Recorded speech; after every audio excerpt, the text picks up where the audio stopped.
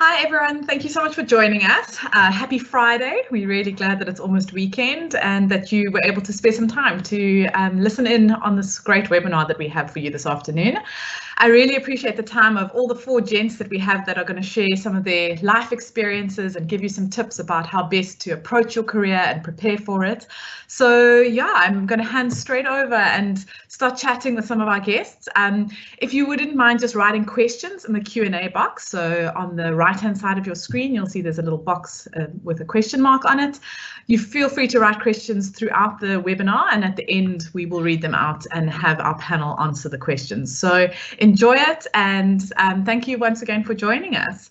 So I want to just start off by introducing Faheem. He is from our Durban office, and yeah, maybe just share with us a little bit about yourself, Faheem. Thanks, Andy, and welcome to all our graduates and future employers. Yeah, so we decided on doing this topic just so that people and the graduates have the idea of what do they expect when they start their articles and what are they working towards.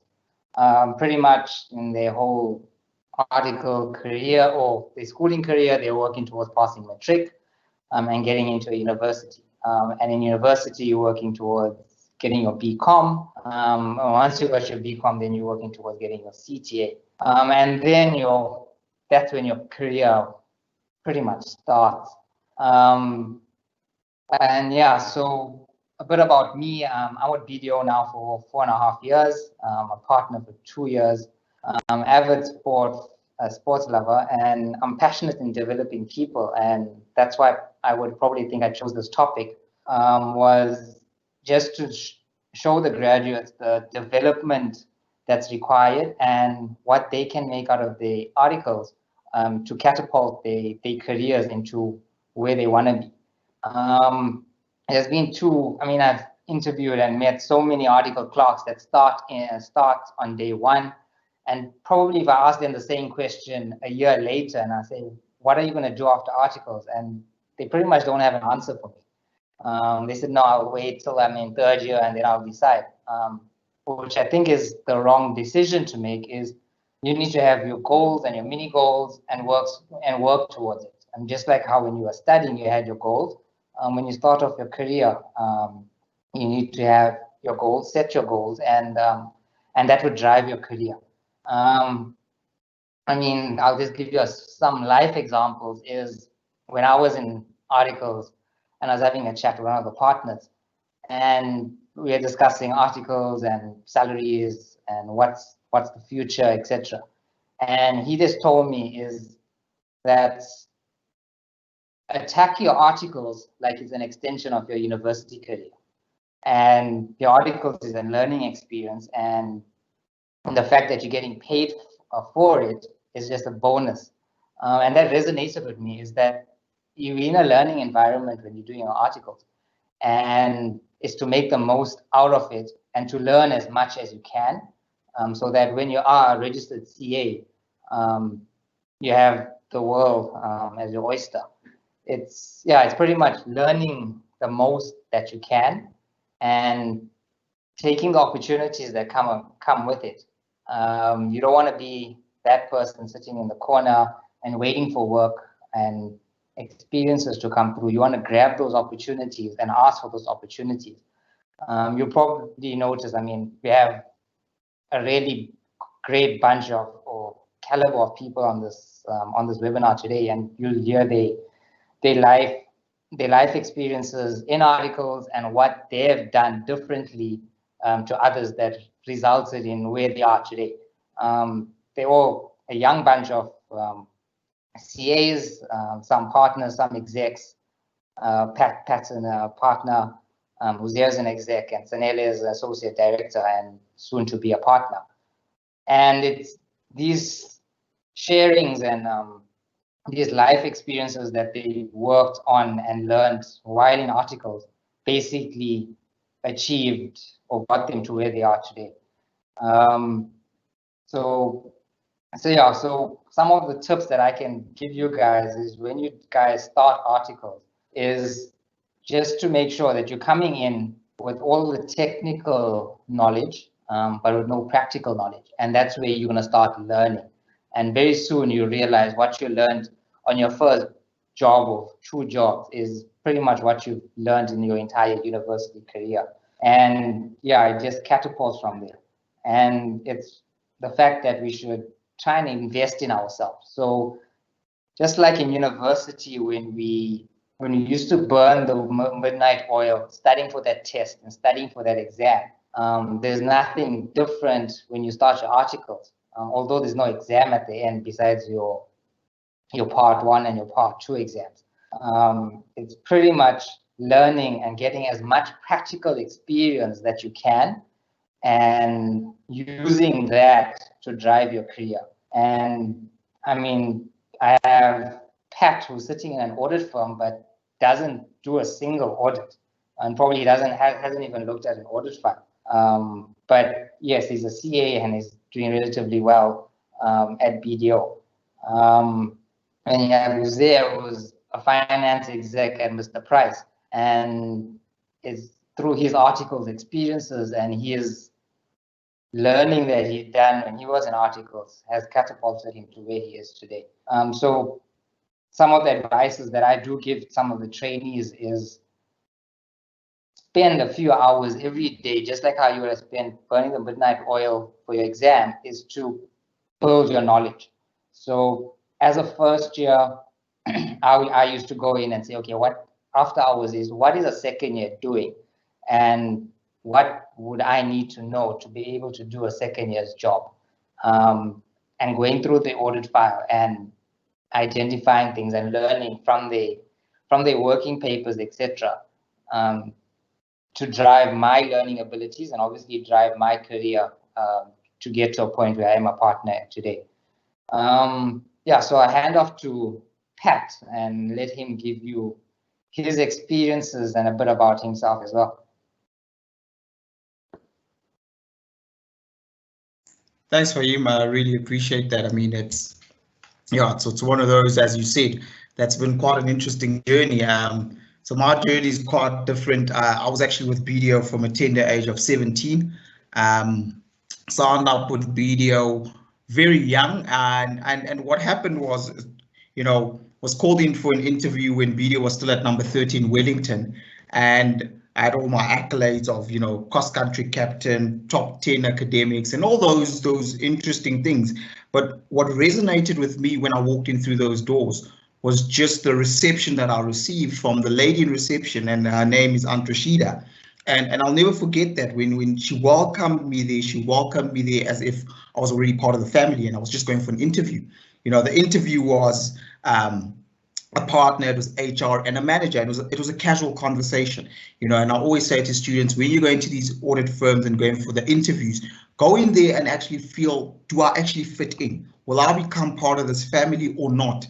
And I was fortunate to get a bursary with BDO, and I studied with BDO. So basically my whole career was with BDO. From a tender age of 17, I then became a BDO ambassador, actually selling the brand and saying what the brand is all about, what we're trying to achieve as a brand.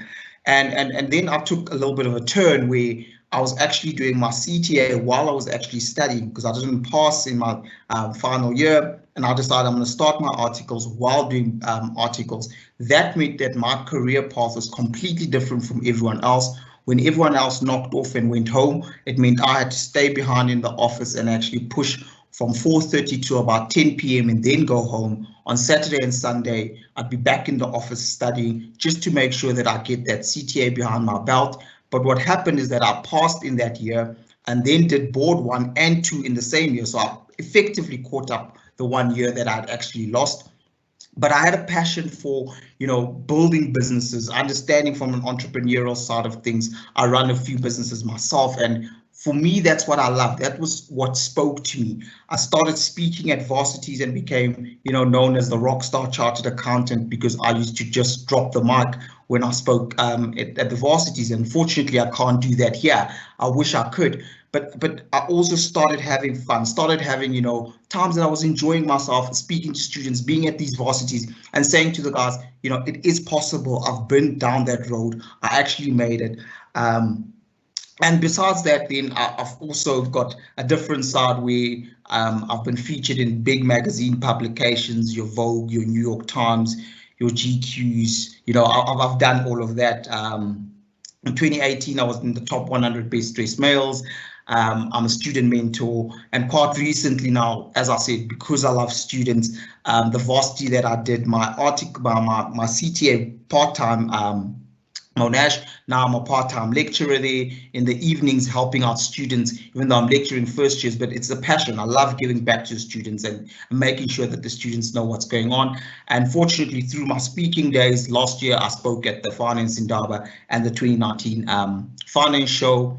I'm a CA with a different twist. I'm not a CA that you'll actually just find and that does the normal, typical CA things. I spend a lot of time with the creator. I spend a lot of time with the older generation in the business. I'm probably one of the youngest actually directors within the whole of BDO, and I'm learning from the older guys. And that's one thing as millennials we must get, that you know the older guys have got the wisdom. You know, if it took them 10 years to do something, it can take me 5. But I'm going to spend time and understand and take the knowledge from them and use the agility to say, I'm young, I've got the tech to help me out, but learn from the wise guys. So when you come into articles, understand that you're here to get lessons. You're here to learn. You're here to build a career from actually learning from those that have been before you. I believe in, if Faheem made a mistake in his articles, I'm not going to repeat the same mistakes. You know, Faheem has been a partner for 4 or 5 years. If he's made mistakes, I'm asking, what do you do in these certain situations? Because you've never been there, guys. Honestly speaking, if you've never actually gone through something, you'll never know what happens. So the best way is to learn from other people who've been there. You might be in your CTA, you might be in your 3rd year and you're saying, shucks, CTA is a monster. How do I pass this thing? Spend time with people who've actually passed CTA, who've struggled through it. They will give you the best possible advice. One thing that I'll never forget, and the advice that I received, was that take CTA as life, because CTA actually wants you to have 4 personalities. You're almost bipolar when you're in CTA. You've got auditing that wants you to behave like an auditor. 1 minute you have to be a standard costing genius and you must cost things. And Azir will tell you how they cost things at Mr. Price and how it works. Now, all of a sudden, you must now be an accountant and be a financial director. All of a sudden now, you're back to being in finance. So you have 4 split personalities, and it makes it so difficult. Remember one thing, it's not about, you know, finishing the paper, it's about scoring those marks. So I always say it's the quality over quantity. And I mean, I'll bring in Sanele here, will actually explain to you his journey and tell you all about, you know, the quality that's expected in audit and what actually happens within that sphere. Thanks, Pat. Afternoon, everyone. Thanks for joining us. Honestly, my background's not as fun as Pat's, so but I think I have quite an awesome story to tell as well. Hey, I think taking it back to when I essentially officially joined the BDO family as well. I was still studying. I was still an undergraduate back into, I think it was 2008 when I actually started hearing about the firm a bit more. You know, BDO back then was still an up and coming firm. I think in Durban, we were literally just based in a smallish office back in Musgrave. Flash forward to a couple of years now, we have 2 offices literally in Mhlanga, and we literally almost like one of the biggest firms in the KZN region. When I actually interviewed as well, similar to Pat, I literally walked in after having had an interview with other Big 4 firms, where obviously the interview process was a bit different. And I walked into the BDO environment and I realized that this company is so family orientated, you know. I walked in, I met people, I took a walk around the whole office, and it was just a conversation, you know. They left such a huge impression on me that as soon as I got home, I literally said, you know what, as soon as I get an offer in this place, I'm actually going to sign. Funny enough, I was actually at a point where I had already taken up articles with another firm. So don't ever put yourself in the situation like me, you know. But I had signed up with another Big 4 firm. But after interviewing with BDO, I think the very next day I got an offer for bursary and articles with that firm. And I phoned video and I was like, guys, I want to sign up with you, but I've received an offer from these guys. Can you get back to me? You know, when you're still young, you get into a space where you're like, okay, you know what, I want to get my articles done. You know, you scared if video doesn't come with an offer, what's going to happen to you if you don't accept another firm's offer? So I ended up accepting that firm's offers, submitted my details, and video actually came back to me like a day or two later, and we were actually in a situation where we had to just step back and say, you know what, I can't sign for two firms, and it's not allowed in terms of the psyche regulations. So that one firm has to release you in order to join the firm that you actually want to go to. And it was a back and forth, you know. These guys are saying while taking our trainee, but it wasn't really about the fact that video was taking the trainee. It was more about where the trainee actually wants to go to. So I think at that point in time, one thing I want to share with everyone is really that you need to start now looking at the firms. As Pat said, make sure you choose a firm where you're going to feel comfortable, because once you get in, you in there for your 3-year period. You do your articles, and when you do your articles, you also want to be comfortable with the people you're working with. Besides the trainee group that you're going to be with all the time, you have to be comfortable with the management. You have to be comfortable with the partners. Like when I eventually started my articles, I had also just failed my CTA, my initial attempt. And I got into a space where I said, you know what, if I want to be a CA, I've gotten this far. Undergrad was a breeze. My marks were awesome. Got to CTA, got a wake-up call. You know, CTA takes you back to reality sometimes, where you actually realize that, you know, you were getting 80s in your third year, and then out of the blue you had 48s and 45s when you're doing your man act, you're doing your auditing, and then you're like, hey, is this really for me? But honestly, it's just the perseverance that actually teaches you. You know, I went into my articles while studying part-time, met a lovely bunch of people. Those people are my friends till this day.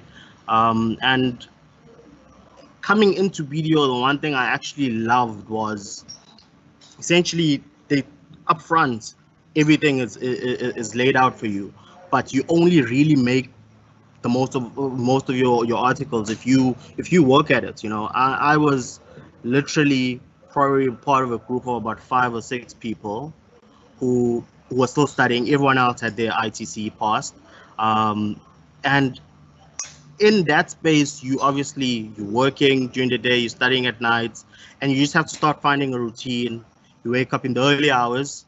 That was my way of doing things. I used to wake up at like 4 or 5 in the morning, start studying a bit because I'm fresh at that point, to travel from Umlazi, go to my clients, get the work done. But in doing my work as well, I always strive to deliver the best product. In delivering the best product, it's basically auditing is basically the same thing but different, in a sense that it's the same standards that you apply each and every time, you know, but literally you're dealing with so many different clients each and every day and every week that something that happens in one client is going to be different for your other clients, but they're literally based on the same principles. So you always just learn every day in auditing, but also the one way that you stand out in your articles is by doing things differently. You know, testing the boundaries, questioning the technical aspects, and interpreting things a bit more. Like as soon as you get into articles, you'll realize that, you know, your technical foundation is there already. You know, do your undergrad, you do your CTA if you manage to pass that before you start your articles, and you realize that that solid foundation is what's gonna be your pioneering standing for the rest of your career. Because once you understand accounting, you'll always know accounting. It's just about going at it and just working hard as much as you can. And I did my 3 articles of video, became a manager, and I did a stint overseas in the US, and that was a very, very, very enjoyable period of my life. 6 months in the US in Washington DC, at our video firm there. Funny enough, it was such a crazy situation because I was actually seconded to an office in North Carolina, but our client was in Washington DC and also based in New York. And with that, the one thing that was always fun was that I could travel. I could travel between 3 different states, and with the 3 different states that I was in, you actually learn and meet different cultures. But also, that's what the BDO sort of family exposes you to. And I think that's something that each and every one of you as graduates should look up to. You look forward to it when you get into articles. Apply for secondments at the end of your articles, and take that opportunity to travel as much as you can while you're still young. And yeah, I think essentially do as much as you can for to stand out in your group. You'll come in as a group of 30 or 40 or so trainees when you start your articles. Try and do your best, and always try and add value to your clients. Yeah, I'll hand it back to you, Faheem.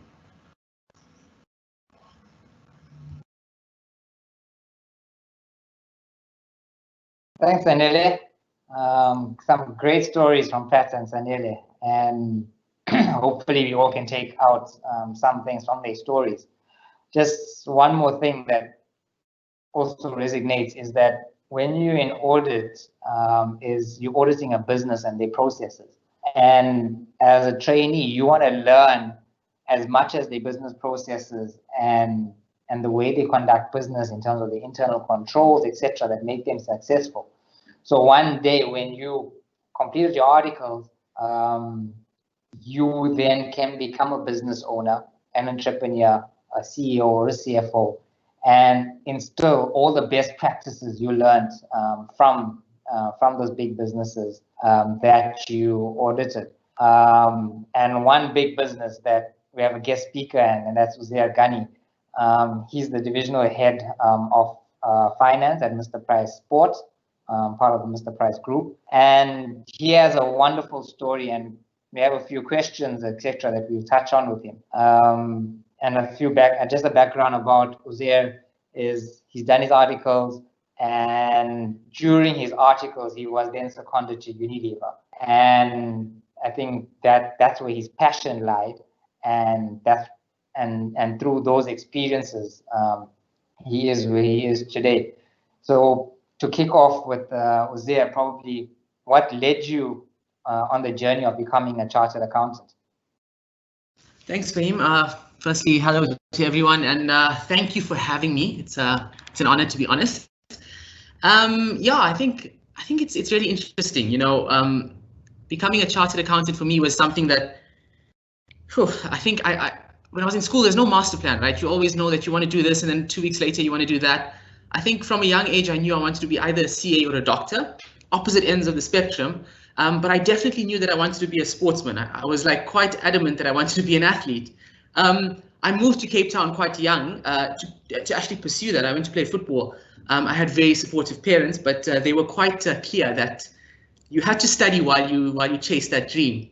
And I think I always had a love for numbers and for accounting and stuff like that there. And I always liked business. Everyone has this dream of being this big businessman, and I want to own this and I want to be an entrepreneur. And I saw that as a good journey that I would go on. And I think for the most part of my university career, I was more actively in football, to be honest with you. I think I was giving that a fair go. I had a good few years in me, let's just be honest. But at the same time, I studied, and I did business science at first at UCT, and I majored in finance and accounting. And then, like everyone else on the school, I think I did CTA thereafter. And then, real life hit, and you need to start doing your articles and work. But I have to be honest, I became a CA. It didn't stop that for me, because I still played football while I was in articles. I still had those opportunities, and yeah, that was my journey to becoming a CA. So it was, I think, like everyone, you have multiple ideas, and then you hone in on the one that you're truly passionate about at some point. Yeah. No, that's definitely true. I mean, you definitely have to hone into your forte, as you say. But as you so I'm sitting here and I'm a trainee, or I'm actually in varsity. I want to know, what did you do differently? You went into this firm and you did your articles. What did you do differently from, would you say, from your peers that catapulted your career and put your career where it is today? I think that's a very good question. I think for me, and I think we must call this out up front, because I think all of you guys spoke to it, that we say that you got to treat your articles like it's an extension of your studies, and we talk about these things. The truth is there's no master plan to this whole thing. You're going to go through moments of good and bad, and you're going to go through ups and downs. But I think if I can say two things about doing your articles differently, for me, it's give it your all. Treat it for what it is. It's a traineeship. It's a learning time. But at the same time, it's your first years of working. So it's your opportunity to define who you are and to make your, bring that uniqueness of you into where you want to go, because we all have passion. We all know where we want to end up. Where you want to end up might change as you go along, but your purpose actually never changes. So this is your opportunity, because you're going to be engaging with people who are not in articles. They're going to be partners, there's going to be directors, there's going to be managers. These are the people who are going to vouch for you as you move on in your career, whether it's within the company or whether it's without that. So it's really time to start shining as who you are as a unique individual. And often I always say to people, and it was told to me at a young age, and I thought it was brilliant, that we all think of, I want to own a business and I want to be an entrepreneur. And those are wonderful things, and you should do those things. But you also need to understand that you are a business. How are you going to make people want to buy your time? And I think that's very important to understand at that young age, because by you giving it everything, you make people have this perception of how you give and the quality that you give out. And that makes people want to have you. And if they can't, they will speak highly of you to go forward into where you need to go, because these will be your references. And I'll give you an example. Everyone does their own thing during articles, whether it be like, doing your CTA while you're doing your articles or whatever it is, lecturing and stuff like that. I thought of it a little bit differently. And like you guys would know, you have assurance, you have advisory, and you have all these things. I was very passionate about learning beyond assurance. So while I did my audit during the day, I put my hand up to do advisory roles for different things. It was beyond just your normal auditing, and that possibly led me to, do a few jobs and clients that I would never have experienced, or a few different kind of things. And Faheem mentioned it. I was sent out on a secondment to a corporate company, a multinational. We talk of secondments and everyone gets excited to go overseas, and you should, because those are awesome opportunities. But not very often do you get seconded to a company to work as a commercial person by a firm who possibly wants to retain you but knows they could lose you by sending you on that secondment. I think it was the first that I had seen, or people had seen in my firm, where they send me to a client who actually we used to audit. And there was always that risk, but it goes to show it's where your passion lies and defining your purpose and your uniqueness that people will enjoy. Amazing, Uzayr. I mean, we all can take, or we can all relate to what you have just discussed. I mean, on this webinar, we probably have some highly ambitious students as well, who probably has a social life, has a sports life, and wants to balance it. And you trying to get into professional soccer, knowing you and your running and your cycling and Ironman, etc. How did you balance still achieving the highest grade of work with managing your sports and social life? I think this is something that I'm very passionate about, and I owe a lot to our CEO at Unilever who taught me this, that I think the first thing to understand, and we all love to talk about work-life balance, I think we need to acknowledge that it's called life balance. Work is a part of your life. Yes, it defines who you are during that day, but it shouldn't be weighed up against your life. I think that's firstly very important. I think then if we go back to one of the previous speakers who said, define goals for yourself, set yourself targets, set yourself sort of things that you can look forward to. I think that works very well for me, setting yourself short-term and long-term goals, because it keeps you focused, it keeps you disciplined, and it keeps you on the right track. For me, I played football for many, many years. I still did. Maybe it's time for me to hang up the boots now. It's becoming difficult to wake up the next morning after taking a few big hits. But like Faheem mentioned, I've done a few Ironman and a few things like that. And I think that's exactly it. One is it gives you an outlet, because listen, it is going to be tough. There's nothing that comes easy. It is going to be tough. So you give yourself the outlet. But the second is when it's one thing to say, I'm going to train every day. Yes, I'm going to wake up at 5, or I'm going to go from work and I'm going to go to gym. But if you attach a tangible thing to why you're training, it forces you to keep on doing it. If I said I wanted to do an Ironman, it's all well and good that I said it. But the minute I entered an Ironman, I realized I now have to do it. and then it becomes a part of who you are. So defining and setting yourself objectives as you go along, not all of them need to be long-term. Some of them can be 2-month objectives, but it just keeps you true to yourself and disciplined as you go along that journey. Uzayr, you know, you actually just gave me something to think about as well. You know, it's true what everyone says. You learn every day, and you learn through each and every person that you meet. I'm just thinking right now, I've also just started setting myself goals. I want to try and get into a bit more golf, and I want to try and run a bit more. So hopefully I can also take these views into account. But besides obviously all your fun stuff that you were just telling us about now, if I'm just thinking twofold. If I'm a trainee sitting back and I'm like, you know what, these guys are telling me about all the fun stuff that's happening in their lives and how it was in their articles. What about the challenges? You know, like let's look at some of the things that challenge you while you're doing your articles, and some of the things that are challenging you now in your financial executive role, and then also maybe touch on some of the things that you do to actually overcome those challenges. Yeah, I think that's very valid. So for me, the one thing that I keep on reminding myself, and I'm going to say this honestly and have the transparency to say this, is that you first have to accept, for me, and this works for me, is that you're a human. You're never going to be 100% right. And I think that's very important to understand from the outlook. So for me, when I first got into articles, you know, like you guys said, you know, you go from school and you're creaming it, you're doing well, you're just knocking out those marks, and you go into undergrad, yes, you get a bit of a wake-up call, but you're still doing fine, you know, you get through it, whatever it is. You're living your life, you're doing the thing, you get to CTA, the pressure starts coming, let's be honest, you get a bit of a wake-up call. And then you get to articles, and we all know articles is dependent on the clients you get put on, but the reality is, it's not going to all be perfect, it's going to be tough, there's going to be challenging moments. For me, the biggest challenge was that adjustment to working life and now deadlines and pressure. And sometimes you're not going to finish at 5, and sometimes you might finish at 8, but there might be days where you finish at 3.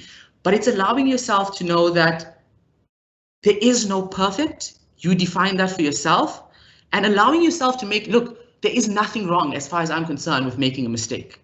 It's how you learn from that mistake that takes you forward. So I think for me, that was the biggest thing, was accepting that I'm not going to be right all the time, accepting that I'm not going to have this thing perfect. And that was a big challenge for me, be it during articles, or even after articles, because you have this concept of, you know, when we talk of the CTA papers, wanting to finish the whole paper, there's an 80-20 principle and the quality that you put into that. And you soon realize that as you go to work, you need to do things, give it your all, give it your 110%, but also accept, and this is something you learn as you mature, as you go through, accept that this is how good you've done it and this is good enough.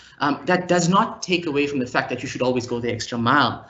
But I think for me, one of the biggest challenges was adjusting to that sort of pressure and stressful lifestyle, and becoming so cognizant of the fact that we are human as well. So allow yourself to go through the human nature and the moments and the highs and lows and being upset and being happy, because those are natural emotions. And if you don't allow those to play itself out, you're going to bottle it up. So these are, you know, these challenges that we face are part of how we grow and how we get to where we are. So I think you're 100% right. It's not all roses and, you know, sunshine. There will be hiccups along the way, but you've got to roll with those punches and take it for what it is at the time. No, 100% agree with that. I think it's actually quite nice that you've touched on the fact that you go to work, you give it 80%, you give it 110%, and you get an 80% return. Now lockdowns happened. With lockdown, it means everything changes, right? So I want to know, and I want you to paint the picture for the guys here. You actually now go to work. You're head of, you know, finance in a big multinational group. Someone is sitting there saying, I want to be there. What's your typical day like? And I want you to paint the picture from when you wake up until you actually go to bed. But give me pre-lockdown and give me post-lockdown. Cool. So I think that's an interesting one. And you know, where does it end? So firstly, I think my role has evolved slightly. So let me give a little bit of picture onto that. So I own the financial and commercial portfolio. So that means your normal financial accounting, financial management of the sport division, but as well as the commercial side, which is all your investment decisions, all the fun stuff, the sexy stuff that we talk about when it comes to stores and what we're going to do and how we're going to innovate and all of that. So that's exciting. So for me, in a personal day, let's go pre-lockdown first. So I generally am a person that wakes up really, really early. I think it's all habits die hard, they say. So I'm up at 3:34. And that's just for me. This is not a recipe for anyone else. You must do as your body likes. And I go for a run. And I go for a run, or I go for a cycle, or I go for a swim. Or sometimes I just sit and just chill out by myself. And that's fine as well. Because I know if the first hour or 2 hours of my day is done in what I need to set myself up for the day, it sets me up to walk into the office in a happy space. Because I think that's the most important thing, is getting to there happy. I think when it comes to me getting to the office, I think what does a day as an exec entail? I think when you're a head of finance or an executive at that level, the world's your oyster. I mean, things will come at you at all different sides and you'll be pulled in different directions. But let's talk of the normal stuff that should happen. You'll have your normal day-to-day transactions that involve sales happening, goods being bought. We need to pay your creditors. You need to account for transactions that we need to buy Forex. We need to do all the stuff that you learn in university. And naturally, you'll have a team. When you're an exec, it's about how do you engage your team? How do you let them grow, and how do you let them pick up stuff that you guide them with? Because it's also important to pass on that knowledge as you go. Because my measure of success, and this is my personal opinion, is when someone can replace me. That is a measure of success for me. So while we have that stuff going on, then you have stuff that happens on the fast. You know, in a retail environment like we're in currently, you have a couple hundred stores open every day.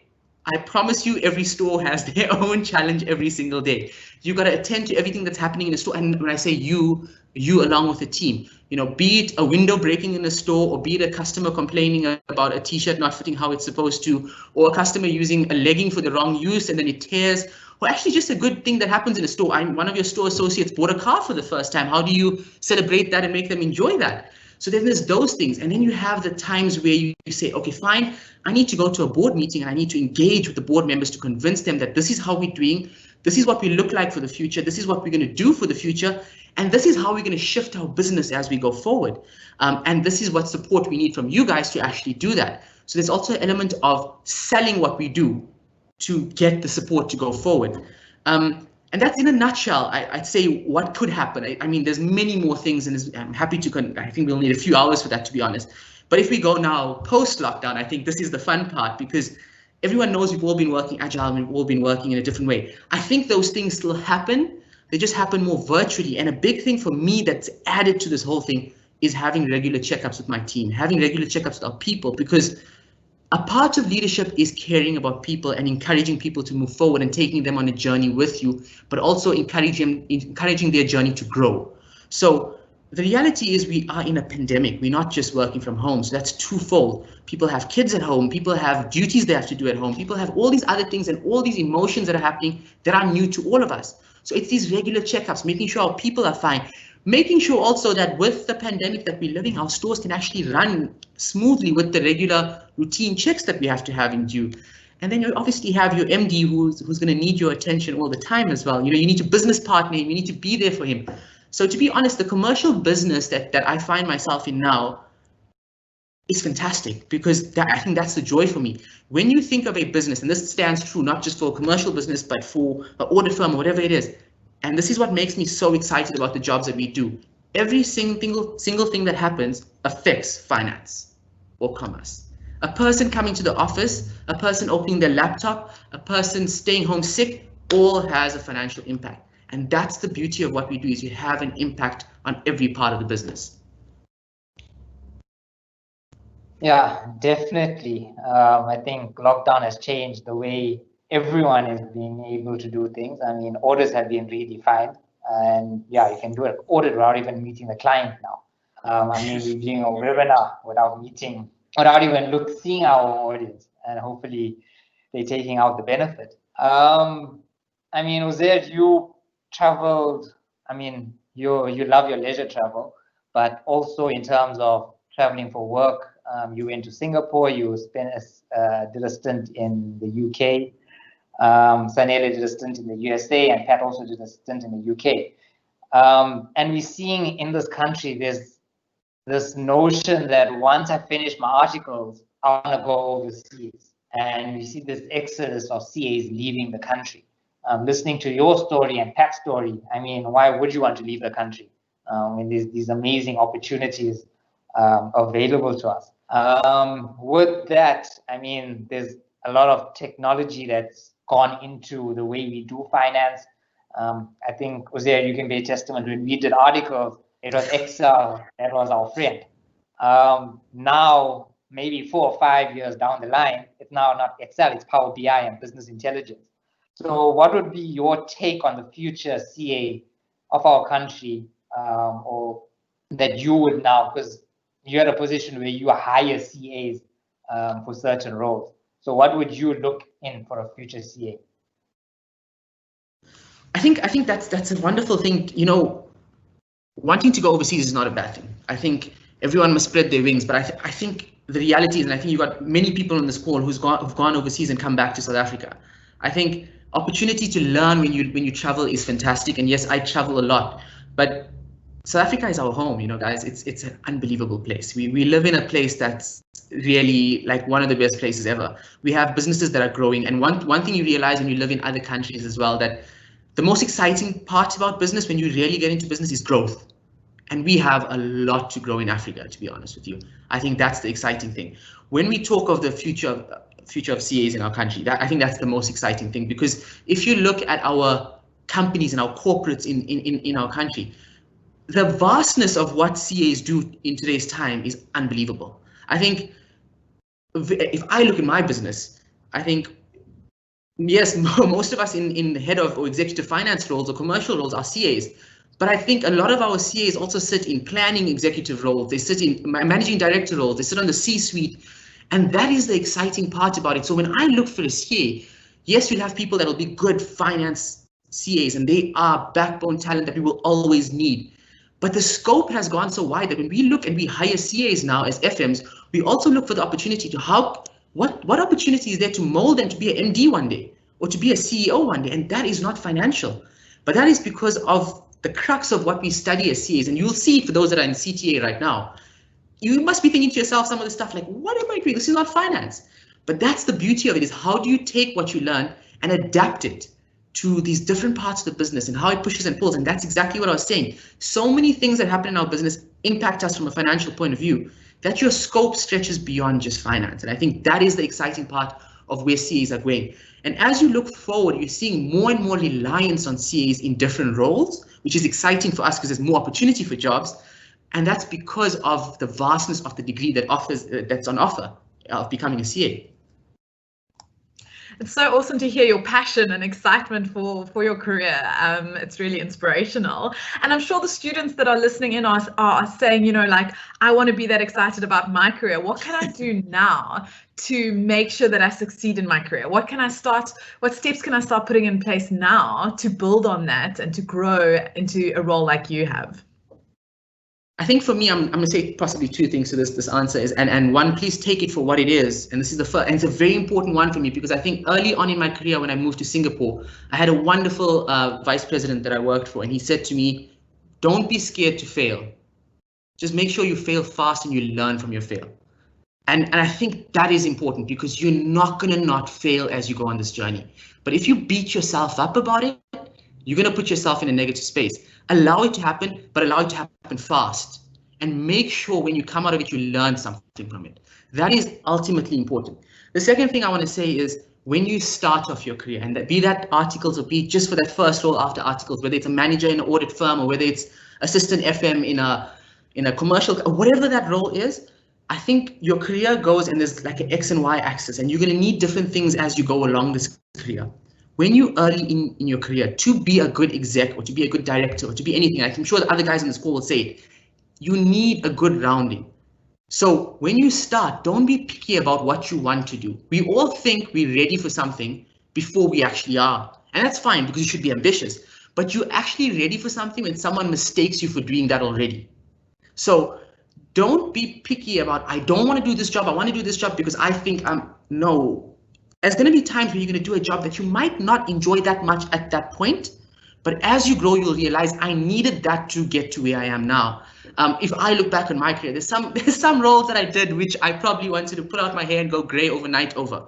But if I look back now, had I not done that role, I wouldn't be able to do what I do now for the person that is doing that role that reports into me. So I think those are the two big things for me that stand out.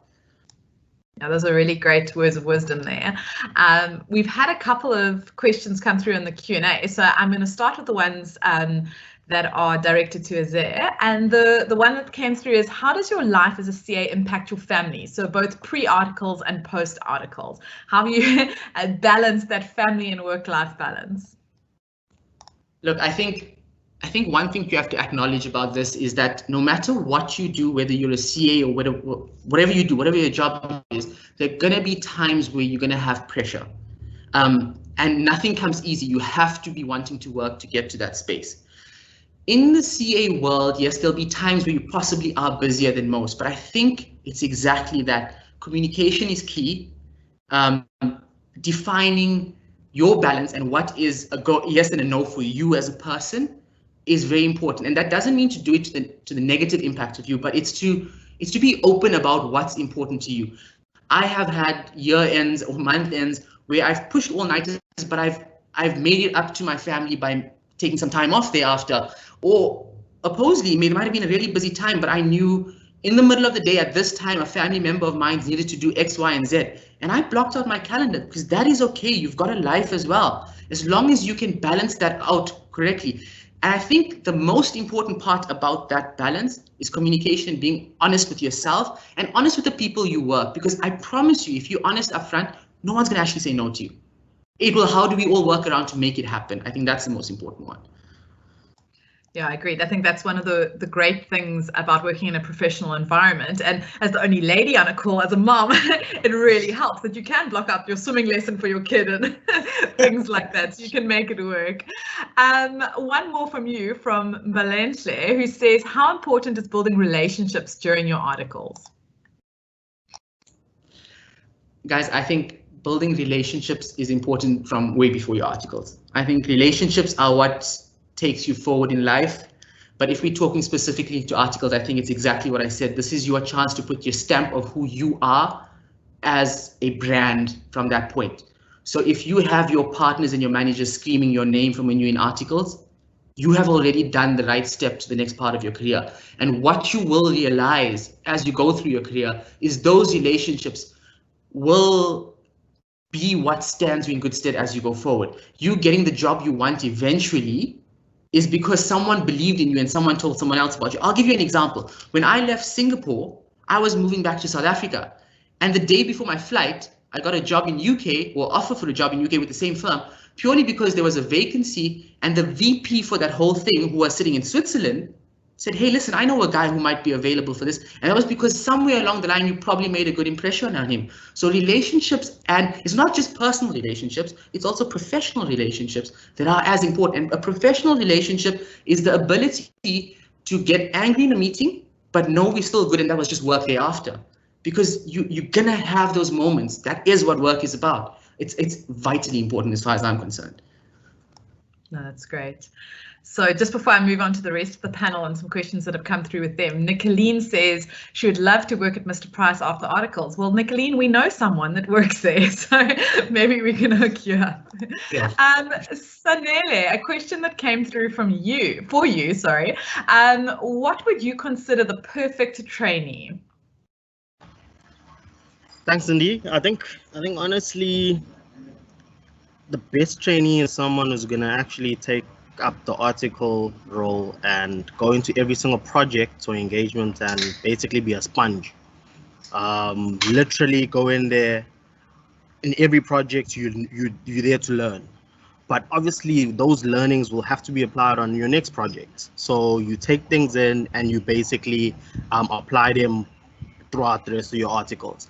And what's always key in getting essentially to that space is just building up your confidence.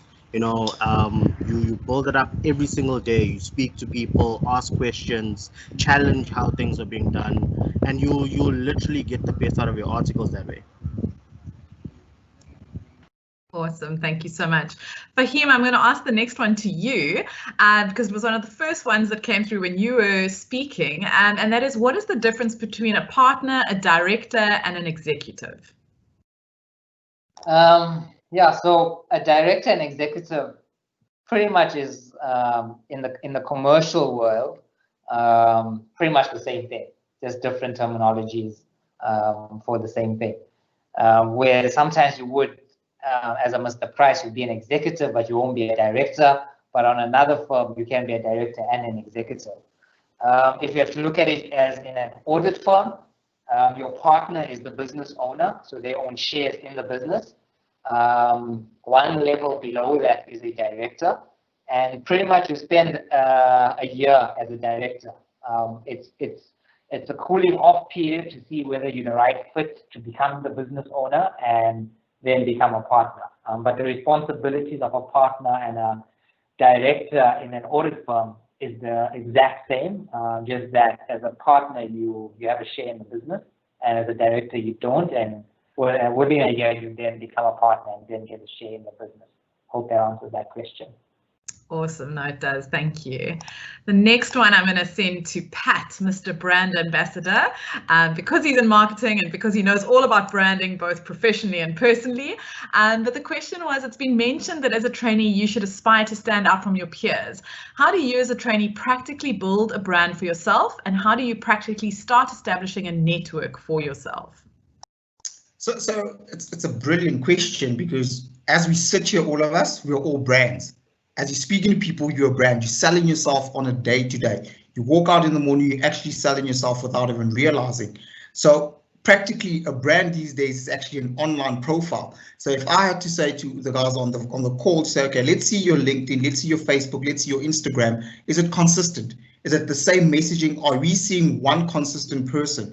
So your brand starts from a social media side of things. It starts from how you behave. What do you actually uphold when you walk into a room? What do people say about you when you actually leave the room? You know, what lasting impression are you leaving? Because a lot of guys will say, oh, well, my brand is great on LinkedIn. You go into their Twitter and they're swearing at everyone. Where's the consistency? So very much, guys, when you're a student, be very careful of that as well, that, you know, you've got a consistent brand. How do you build a network? Your network is actually the people around you, the people you went to varsity with, the people you'll do articles with. That's your network, if you really, really think about it. And a lot of the times, students, you know, young people make this mistake. They want to create a network with 60-year-olds. Unfortunately, that 60-year-old group has got their network. Your network is literally around you. So the people on this call, we're all millennials. We are actually your network. That's the network you should be building. But your brand will speak for you when you're not there. The reason Cristiano Ronaldo can actually go to Juve for 105 million euros, and literally 2 days later the jerseys sell the equivalent, is because he's a brand. So you build a brand over time, you build it with consistency, you build it with trust. But remember, it takes years to build a brand, and literally takes one moment to spoil that entire brand. Really good advice there, Pat, especially as a student. It's not ever too soon to start looking at your social media critically and seeing what you're putting out there. And on the networking front, I would encourage all the students on this call to look up our names on LinkedIn after this. If you don't have a LinkedIn profile, create one, connect with us, tell us that you were on the webinar, start building that platform, because it really is invaluable. I'm going to take one of the questions that came through around changing your training offices. So someone asked, can you change training office once you've started your articles if you realize it wasn't a good fit for you, or are you bound to that firm for 3 years? So yes, technically you sign a 3-year contract, but SAICA does allow for you to stop with one firm and start with another, but they do impose a 6-month penalty for people who do that. So we really do encourage people to make a wise decision, do VAC work, get to know people in the firm's environment, and really find a culture that works well for you. Because adding 6 more months onto articles is not really great, but also learning new methodologies, new clients, and it's really nice to have consistency during those 3 years. So I think it's really important to maybe take a little longer in making that initial decision so that you avoid that situation. But if you do find yourself in that situation, it is possible. So it's always not lost. All right. A question around secondments. I'm not sure who I should target this one to. Maybe either Sanele or Pat, whoever unmutes themselves fastest, because they both went on secondment. What do they look for when being considered for secondment opportunities? Okay, Sanele, I'll go for it. Honestly, it's all goes back to your brand, all goes back to how much you learned on your secondment. Because at the end of the day, you think about the fact that we sending you to another company to basically go and represent us as a local office. Uzayr could probably even comment the same thing as well, that he also probably got that opportunity because of how he built his brand within the firm to get that trust to be sent to a client on a secondment overseas. Pat will probably also say something similar, but I think obviously your performance during your articles, your capabilities, and also your I think the most important part of it is just your willingness to want to go as well. You know, you as long as you perform well, you're willing to go away for 3 or 6 months on a secondment, then you should be able to go to. But performance is important. Try and perform well while you're still in your articles, then you'll be easily considered to go into that. Maybe Pat, you can also share something around that about your experience. No, that's definitely true, Sanele. I think it's what's critical there is when you go overseas for, call it 3 months, 6 months, whatever it is, what's the impression that you're leaving when you get there? Because at the end of the day, they're going to come back and give a feedback. So I'll share a story of a current secondee that we've got overseas currently. And a lady, she's currently in New York.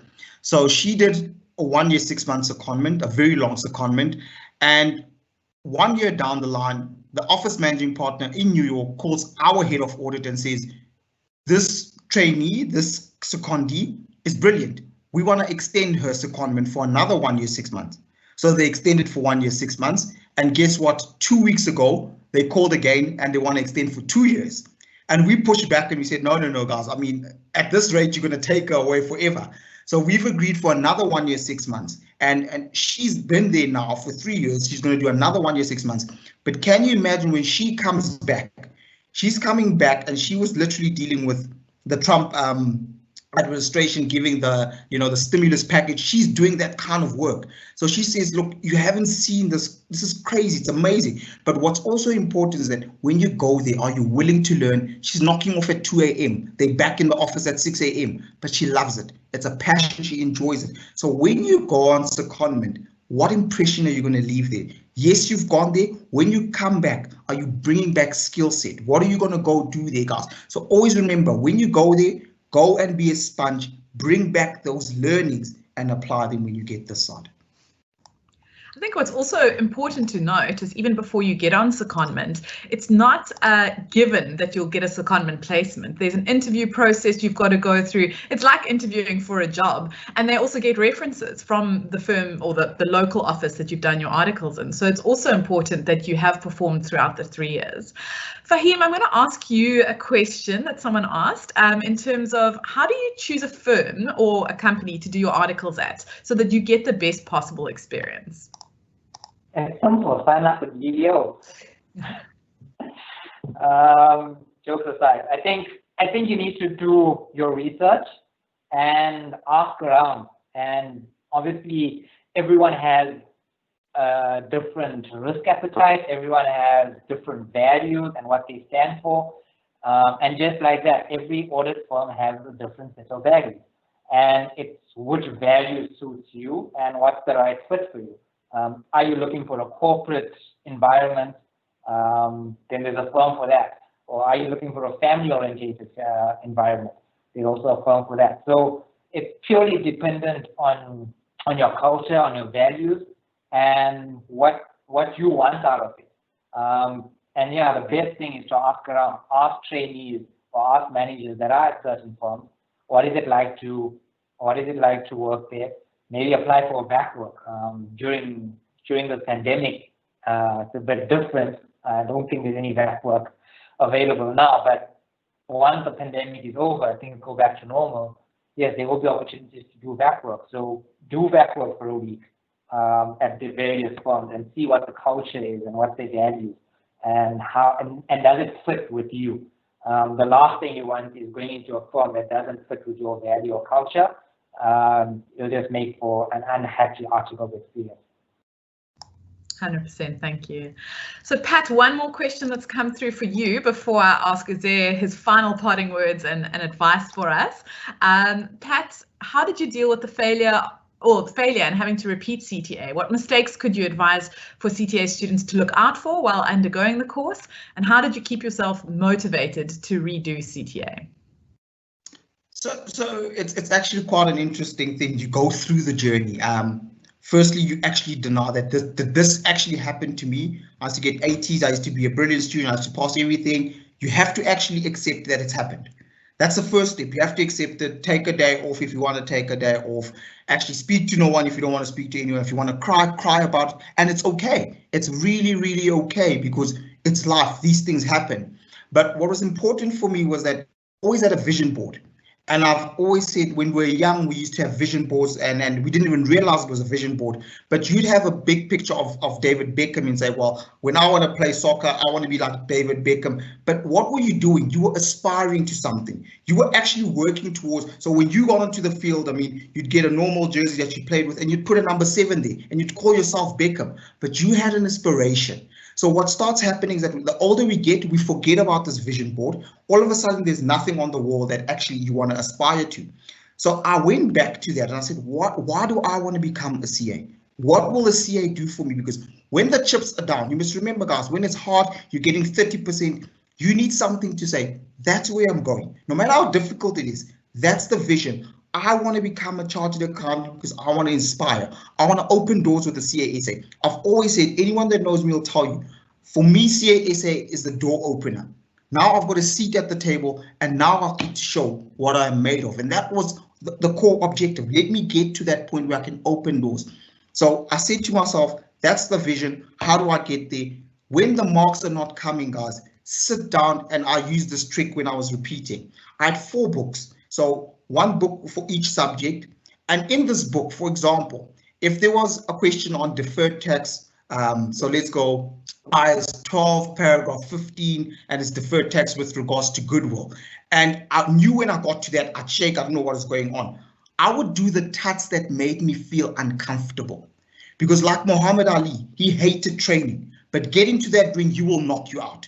So my strategy changed from, let me do the tough questions, the unseen tats, the tats that I get wrong. When I attended the tat, my approach is completely different. I would go in there to find out why I got something wrong. And I started understanding why, not when to debit, when to credit, but why am I debiting and I'm not actually doing certain things. So I started understanding the core of it and understanding what to do with certain things. In this book, I'd say financial accounting, when I see goodwill, usually I put deferred tax, and that's the mistake I make. And then the day before exams now, what I started doing, crazy thing, I didn't study the day before because I felt I've done all I had to. In CTA, guys, remember one big thing. It's about how you generate marks. We know you've got the knowledge, you've got the degree. How do you generate marks? So the day before, I'd literally in the morning just go through the things I used to get wrong. Guess what? In the exam, the first thing I pick up, oh, there's IAS 12 paragraph 15. And I laugh about it because mentally I know to watch out for this because I've been burnt before from a tough question. So don't do the easy questions, do the tough questions, create those 4 books. And I used to call them the books of mistakes. Write down all the things that you are getting incorrect and make sure that when you do the next TUT, do not do the TUTs that make you feel good. If you're brilliant at standard costing, why are you spending 4 hours patting yourself on the back that you've done standard costing? You're good at it. Go and do that auditing question that you find so difficult that you don't understand. If you've got friends, peer review each other, give it to your friend and say, please mark my TUT, and you'll see you'll get 2 out of 10, but you would have given yourself an 8 out of 10. So guys, be honest, be frank with it. Rather be punished in the TUTs than be punished in the exam. Thanks so much, Pat. Uzayr, yeah, just thank you so much for your time. As an external person, not part of our BDO family, we really appreciate you giving up your Friday afternoon to chat with us. And yeah, if you could just wrap it up, your advice in 1 sentence, what is one thing that you really hope the students take away about what they can do to achieve the best out of their article experience? Thank you, Cindy, and thanks to all of you for having me on here. Yeah, to keep it short and sweet, I think, and in the essence of the questions that were being asked, I think from day 1 of your training contract, remember, this is now your career. You need to drive your career. don't wait for the company to do it for you. It's like a marriage. You've got to also do your part. 2 hands clapping are 2 hands, not one. So drive your career. No one's going to do it for you. Be clear about what you want and go and do it, and take all opportunities that are in front of you, because you don't know which one's going to work for you. The second one, I think this is not just for your articles, it's for life.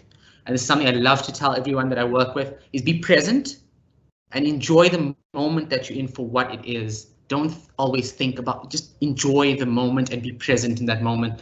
And I promise you there's so much to be absorbed, like the guys were saying, during this time. It's going to be fantastic. Thank you so much. Pat, Sanele, Faheem, any closing remarks from you that you'd like to share with the students?